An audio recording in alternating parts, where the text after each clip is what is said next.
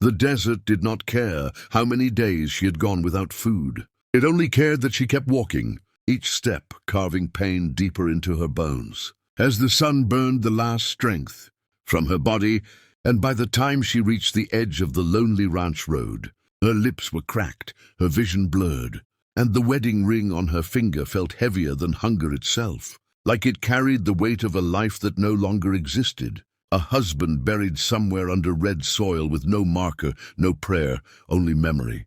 3 days, maybe 4, since she had eaten anything more than dust and hope, and even hope was running thin. The wind dragged across the plains, rattling dry grass like bones, and in the distance stood a ranch house, weather-beaten and silent, the kind of place men avoided unless they were desperate or dangerous.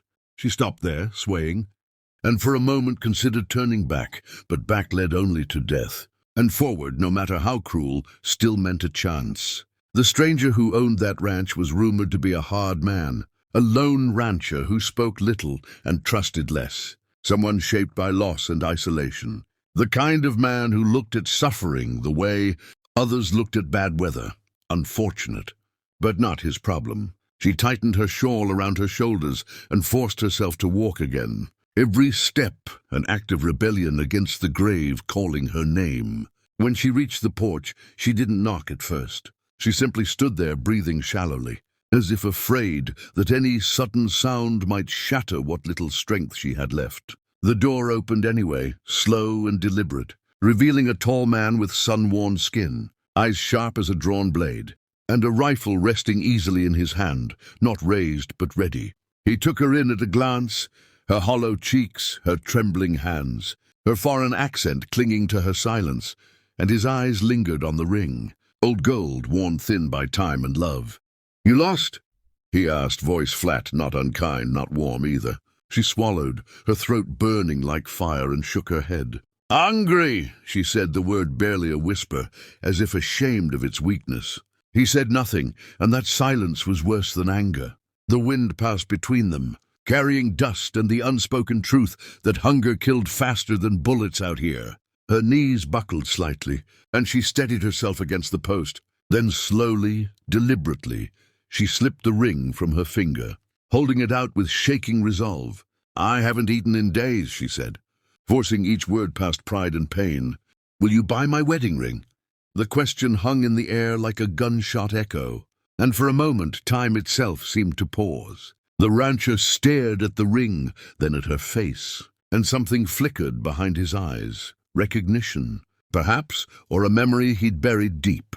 He did not take the ring right away. Instead, he studied her, as if trying to decide whether she was real or just another ghost the desert liked to send his way. She met his gaze, unblinking. Because when you have already lost everything, fear no longer has power. Inside her chest, her heart hammered not with hope, but with finality. This was her last possession, her last proof that once she had been loved, that once she had belonged to someone who promised forever under kinder skies. If he refused, she knew she wouldn't make it to another door. The rancher finally lowered his rifle and stepped aside, the boards creaking under his weight.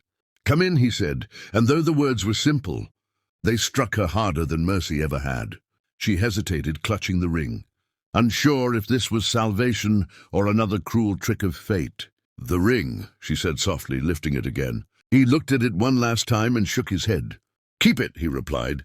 Food first. The strength left her all at once, and she collapsed to her knees, tears cutting clean lines through the dust on her face, not loud sobs, but the quiet breaking of someone who had been strong for too long. As he helped her inside, neither of them knew that this single moment, this exchange between a starving widow and a hardened stranger, would change both their lives in ways the wild frontier never forgave and never forgot.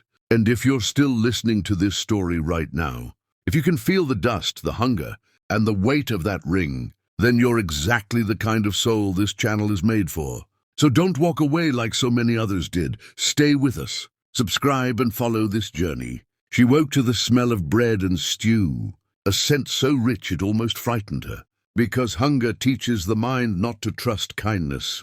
and for a long moment she lay still on the narrow cot, listening to the quiet sounds of the ranch waking up, the creak of wood, the soft clink of a spoon against a bowl. And when she finally sat up, the rancher was there, placing food on the table without ceremony, watching her not like a guard, but like a man afraid she might disappear if he looked away. She ate slowly at first, then with shaking urgency, tears falling into the bowl as strength returned to her hands. And when she tried again to offer the wedding ring, laying it carefully on the table like a sacred thing, he pushed it back toward her with 2 fingers and said he knew what it meant to starve with memories, heavier than hunger, because once, years ago, he had buried a woman he loved under a cottonwood tree after the frontier, took everything from them, and since that day, he had lived not to survive but to endure.